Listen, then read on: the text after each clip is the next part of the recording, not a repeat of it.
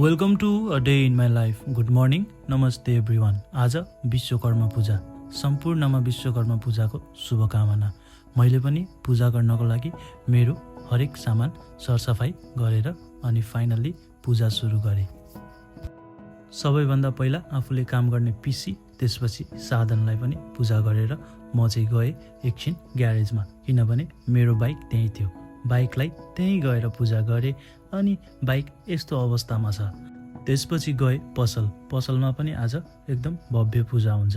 So म, बाबा, दिदी, बेना सबैजनाले मजाले पूजा गरेर विश्वकर्मा भगवानलाई प्रसाद चढाएर त्यसपछि पुगेँ एमपिएचमा पनि टिका लगाएर एकछिन घर आएर एक दुईवटा काम सकेर अनि एमपिएच टिमसँग जानुपर्ने थियो माछा खान।